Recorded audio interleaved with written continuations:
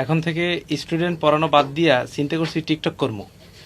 ক্যা স্টুডেন্টকে মনে করেন আমাদের উপজেলায় যে স্টুডেন্ট মাধ্যমিক শাখার যে স্টুডেন্টগুলো পড়াই, অর্থাৎ 6 থেকে 10 পর্যন্ত এসএসসি পরীক্ষার্থী, এই স্টুডেন্টগুলোর এক একটা সাবজেক্ট অন্যান্য টিচার নেয় 3000 টাকা কইরা, আমি গড়ে সব পড়াই 2000 টাকায়।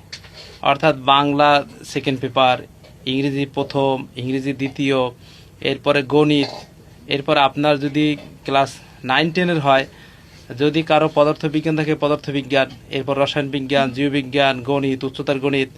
এরপরে আপনার আর একটা বিষয় হলো যদি অন্যান্য মানবিক হয়, মানবিকের ক্ষেত্রে আপনার ওদের সব সাবজেক্ট পড়াই দিই আলহামদুলিল্লাহ। এখন আপনি প্রশ্ন করেন কীভাবে পারি?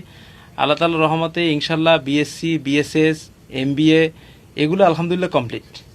এজন্য এই সকল কোর্সগুলোকে পড়াইতে পারি আল্লাহ তাআলার মেহেরবানি এবং দয়ায়।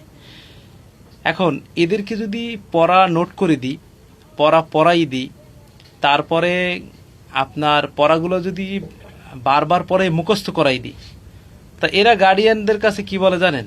যে স্যারে পড়ায় না, স্যারে বুঝায় না। মানে ওরা যে ঠিকমতো পড়ে না সেইটা আমার ঘাড়ের উপর চাপাই দেয়।